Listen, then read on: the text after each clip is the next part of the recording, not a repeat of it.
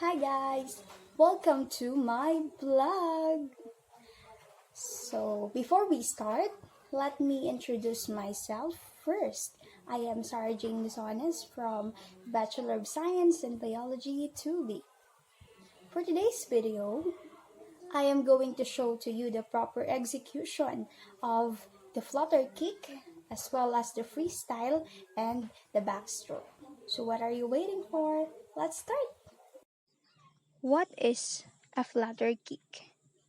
The flutter kick is a basic skill in swimming used to stabilize and propel your body forward in the water with your legs.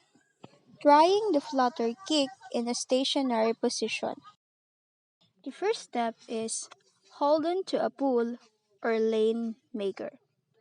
Grasp a wall of the pool, a lane marker, or another stationary object that allows you to extend your body in the water behind it. Hold your arms out straight from the wall with the rest of your body as horizontal as possible in the water. Ideally, have your face submerged in the water so that your head is in the same line as your body. Obtain a snorkeling mask to make it easier to maintain this position without having to bring your face up for air. You can have your head out of the water to breathe, but it may be more difficult to remain horizontal and stable in the water this way. For the second step, push one leg down in the water. Flex the hip of one leg slightly to push the leg down, and continue the motion down the leg by slightly bending the knee and powerfully pushing down with the top of the foot. Make sure your toes are pointed and turned slightly inward. Imagine that the widest part of the top of your foot is parallel as possible to the pool floor. So let's go on with the next step. The third step is repeat with the opposite leg. Let the first leg float up in the water while you repeat the same kick with the opposite leg, remembering to drive the downward motion from the hip and push with a pointed toe. Always make sure that while you're alternating kicking legs, neither foot breaking the surface of the water. Your feet should also not be moving too far below the line of your body. For the fourth and the last step, continue alternating legs to kick. Keep kicking one leg down while the other floats up, increasing the speed until you are alternating quickly. Observe how the force of the kick propels your hips and legs upward.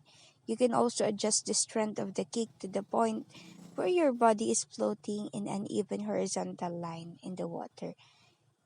If you have trouble with your legs sinking down to low, try pushing your chest slightly farther down in the water. If your legs are rising up too much, do the opposite or kick at a lower strength and speed. Well, let's move on with the freestyle. For the first step, you have to push and glide. A flat body position is the first to get right for good freestyle swimming. Start by just pushing off from the wall of the pool, stretching your arms out straight in front of you. Overlap your hands as if you were diving and gliding as far as you can. Keeping your legs together and straight but relaxed should help you stay flat, and think about pushing your chest down in the water to level out your legs. Practice kicking is the second step. Adding the kick without upsetting your body position is the next phase and can be very tricky for runners and cyclists who tend to bend the knee. Kick gently from the hips. Imagine your legs are switched off and all the energy needed for the kick comes from those hip joints.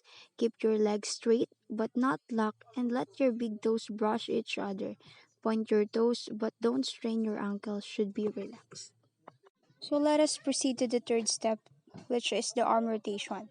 Efficient freestyle and relaxed breathing comes from good body rotation. As each arm enters the waters in freestyle, your body rotates towards that side, so the other side comes up and you have time to breathe. Practice the arm action and rotation by lightly holding onto a float in front of you, kicking gently and performing from crawl, one arm at a time. If you can manage without the float, even better. The fourth step is practice breathing. For new swimmers, breathing is hard to master, and feeling you can take enough air is really hampers your stroke. While performing one arm from crawl step number 3 with or without the float, practice breathing. The key is to use a natural, relaxed exhalation under the water, letting all the air out of your lungs so you're ready to inhale in time with your stroke as you rotate your face out of the water. The fifth step is start the stroke entry. Now try putting these elements together. As with learning new skill, these need patience.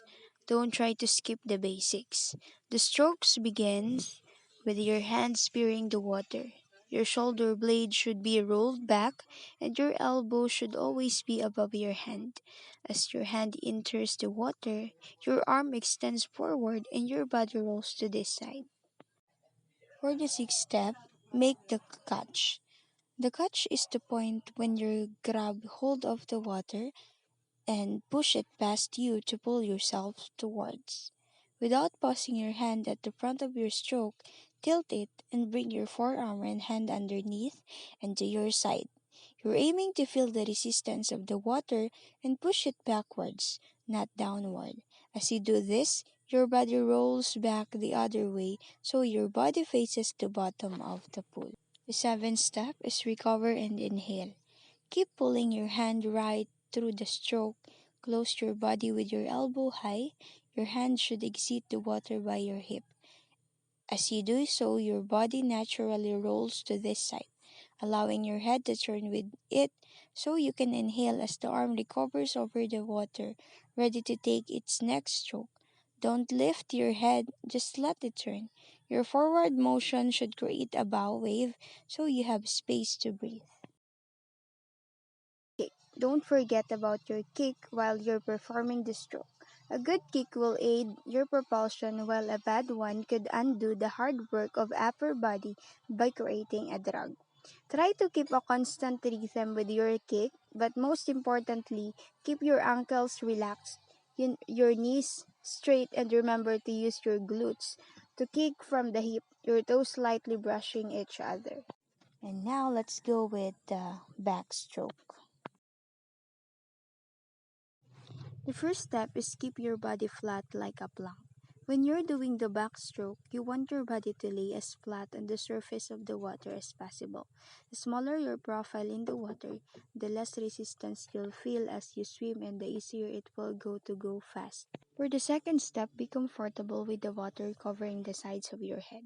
The backstroke is like most swimming stroke is all about making the most efficient use of your energy possible. One easy way to do this is to let your head sit semi-submerged in water. The water should cover your ears almost completely. It may touch the corners of your face, but it shouldn't be getting into your eyes, nose, or mouth. The next step is use a flutter kick. As soon as you're in position on your back, start kicking. Your legs should be straightened close together and lined up below your hip. Short kicking motions to propel yourself forward. As you rise one leg, kick the other down and vice versa. Let's go on with the fourth step. Use a long fluid arm motion. As you start to kick forward, keep your arms at your sides. Reach one arm up in front of you. It should point toward the sky or ceiling.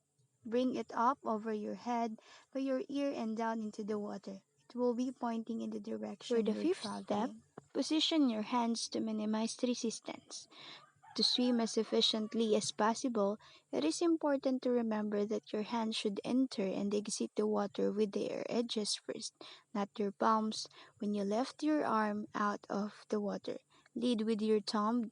When it enters the water, lead with your pinky That would finger. be all. I hope you learned a lot from this video. Swimming is not easy at first, but if you keep on trying, if you keep on practicing, nothing is impossible. because I am pretty sure that at last you will learn it. Thank you so much for watching my video. Have a great day and always remember to be safe. Bye.